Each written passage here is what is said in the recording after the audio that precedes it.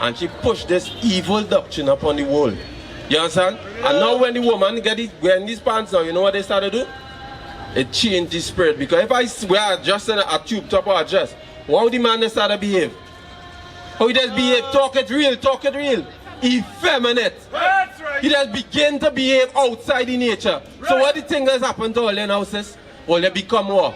Manly. Right. That is why I just run up in my face and talk to me and start to speak down. And the so-called black man now gets soft and desensitized, don't understand spiritual thing. Because guess what? The laws are God spiritual. It has changed the way your people look at you, and it has changed you. We have to keep the laws, brethren. That's right. You understand what I'm saying? Stand up like a man and put your house in order. Right. You understand? Yeah. It's simple like that.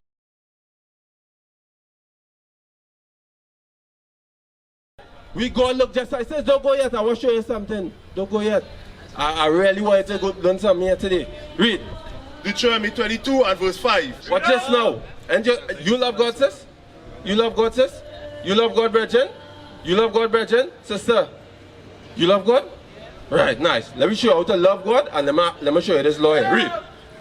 Deuteronomy chapter 20. Give me for his love.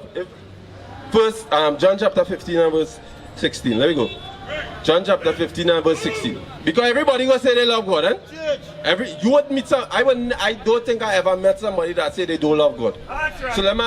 So let me hear what the scriptures say how to love God. Read. John chapter 14 and verse 15. If you love me. If. Why it say if? That two-letter word with a big meaning. Because it's possible you mightn't love God. And we will show you how it's possible. Read. If you love me, keep my commandments. God say if you love him, keep his commandments. Did God say anything else? Was that not straight and plain enough for everybody to understand, right? Right. Alright, let me get the scripture. Deuteronomy chapter 22 and verse 5. 22 and verse 5. Read. Deuteronomy 22 and verse 5. The woman. Stop. You dealing with what? A gender. The female gender, right? Read on.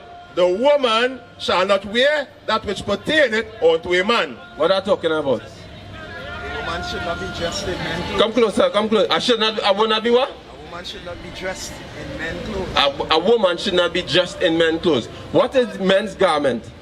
What is some men's garment? Give me the flyer in the box there. Pants. Pants, right? Read on. Neither shall the man put on woman's garment. Shall he what? Neither shall the man put on woman's garment. Neither shall a man put on a woman's garment. Read on. For all that do so are an abomination unto the Lord thy God. What is abomination? You know what is abomination? Sin. Something that is distasteful. For example, you see a dog vomit and eat back his vomit. That is how the Lord view abomination. So let me ask you all a question, sisters. My sisters here as well. If I was to stand up here in a tube top, you understand? And a straight, how you gonna look at me? You gonna look at me like, yeah, something not right up here, right? And guess what's this? That's the same thing how the Lord view we sisters today. That's right. Believe it or not, that's how the Lord view all your sisters. Because something ain't right up here. Because for you to take, guess what, a pants and put it on, you telling yourself what? You equal with a man. Right. You're not right up here, you're not seeing up here. And guess this, we're not saying this a bash with women, no.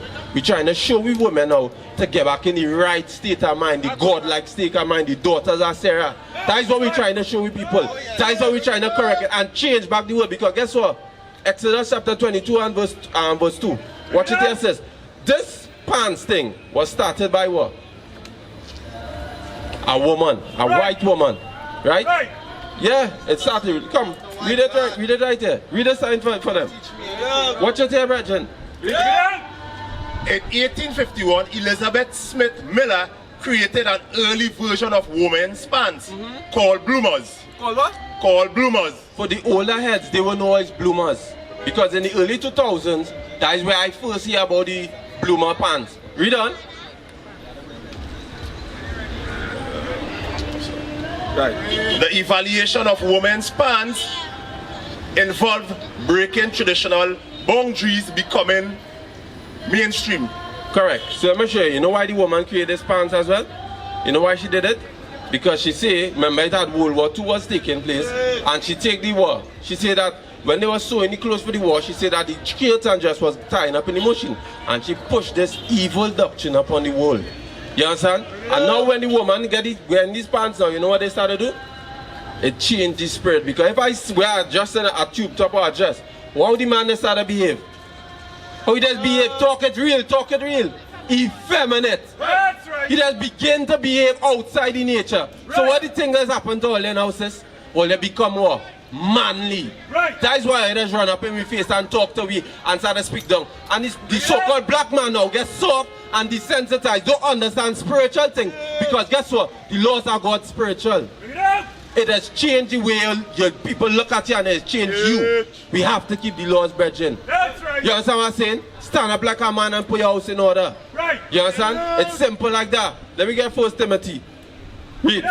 1 Timothy chapter 2 and verse 9. Let me show you the proper way to dress this. And I don't leave yet. You had to get this. Because I'm going to ask you a question. We bring out the law and pants, right? The question is, are you going to take off the pants, sisters? No. You see what I'm saying? No, you're not going to take it off. Not now, not now, not now. Not now, sisters. Don't be simple. What I'm saying, are you going to stop wear pants? The question is, are you going to stop wear pants? And not for me, you know. Because guess what? You are to demonstrate to the Lord or you love the Lord. I can't demonstrate. I could only demonstrate to the Lord by me applying the laws of God. All you have to do is this. I'm not hearing you. Render your? Alright, that's true. But let me show you something first. 1 Timothy and then we will get our scripture. What do you think? I like how you get our scripture. Read. 1 Timothy chapter 2 and verse 9. In like manner also that the woman adorn themselves in modest apparel. So, there's another law on dress code. God never said to put on a dress and a tight fitted. God said to put on a dress what? Not revealing sexual. Because modest means not revealing sexual attention. So my brethren here, when you go and choose a wife, you're going to choose a wife wearing a tight dress, something that revealing. You know why you want to choose her? Because only two things, only woman, when you see a woman just a certain way, it reflects her mind. For example, if I was to see a police officer there, how am I going to know he's a police officer? If I was to see a police officer by the corner, how would I know he's a police officer? By his what? By his what? His attire, the way he dressed. So if I see a woman and she's wearing tight fitted clothes, and it's either two, for normally or predominantly was only two set of people who used to wear that was what? Hookers, prostitutes.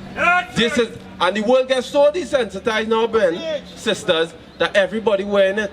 So you can't tell hooker from prostitute. So normal right thing, so-called normal right thinking, because they're not normal.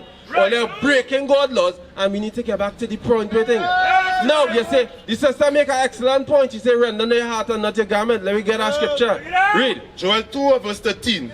And rend. And what? And rend your heart. Sorry, it didn't say render. And rend your heart. And what? And rend your heart. It said to rend your heart. I didn't hear render. Something wrong there. We have a misconception. You know what's going on this is? We listen to what people say. I mean, I'm reading the Bible. Going back to the main point what I was already bringing out. First of all, let me finish the scripture. Says, let me finish. I will give you time to speak. I will give you time to speak. You only time to speak, but listen, sis. You see that I was showing you the man spirit? You see the man spirit coming out? I said, sis, give me time to speak. You see how simple it is? You see the demonstration of what the man garment is do to you? Sis, give me a minute to speak. Hold on. I will give you the time. Read. And rend your heart and not your garments, and turn unto the Lord your God, for is gracious and merciful. So the question is now, what was happening at this time that Joel will say that to the people? You know what's going on, sis? The people of Israel was doing what?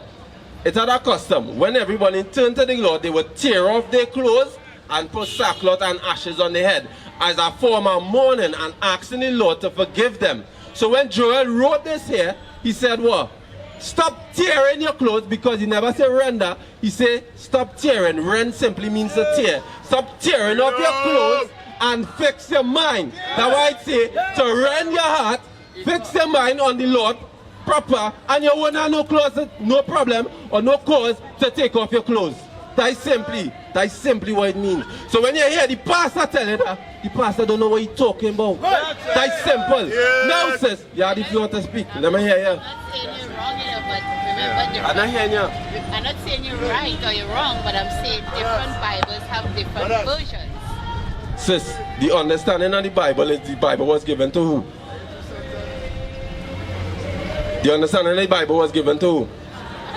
To us. Who is the us? Who is we the who people? I know. The Israelites. That's the first and foremost thing I should show you. Give me Psalms 147. Yeah. Psalm 147 and verse 19. He showed his word unto Jacob. Right. His statutes and his judgment unto Israel. Right. He had not dealt so with any nation. God didn't deal with the other nations. God actually tell Israelites to kill out the other nation. God didn't deal with them first and foremost. Read. Let me show you something, sis. You know why I go into this? To show you one. For you to get the understanding of this Bible. And I'll tell you this. The other people might have other Bibles or whatever, change up the words, but guess what? They don't understand this Bible. You know why? That's right. Because this Bible was one, given to the Israelites. And two, let me show you who does get the understanding of this Bible. Read. Psalm 111 and verse 10. The fear of the Lord is the beginning of wisdom. So being afraid of the Lord that he will kill you for not wearing proper clothes, God will kill you. Don't study the pastor and let me here, rend the heart and not take a... Bro, that's not what I'm speaking about. That don't make no sense. You understand? First and foremost, be afraid of him because he will, and we will get the judgment. Because people say God mightn't kill you for wearing clothes, but God will kill you for wearing clothes. Read. The fear of the Lord is the beginning of wisdom. Read. A good understanding. For you to understand what's going on in this Bible, brethren or sisters, guess what you have to do? A good understanding of all they that do his commandments. You have to do the commandments to understand this Bible. So let me ask you a question. If I was to tell you how church's chicken does make the chicken, do you think you will understand? If I tell you something, do you think you will understand? No. You know why? The Bible says for you to get a good understanding, you have to literally do it. You have to come through, walk through the kitchen with me and go through the same process, the training process. That is why people are unlearned in the Bible. Because they don't do the Bible. They just pick a book, a chapter, a verse, talk for 2 hours and tell them, a good heart, render your heart and not your garment. For 2 hours. And then say, hey, come on, this pantry here we're passing here, the basket are passing here, put $500 for the building fund. Bro, that is not scripture. Because when we read the Bible, tithes is not even money. When tithes became money, when you read the Bible, it wasn't never money. And the pastor's now taking your money. When Christ had a job, and Peter and they had a job, and Paul had a job. So why they don't have a job now? Ask me, come on. What is a nation?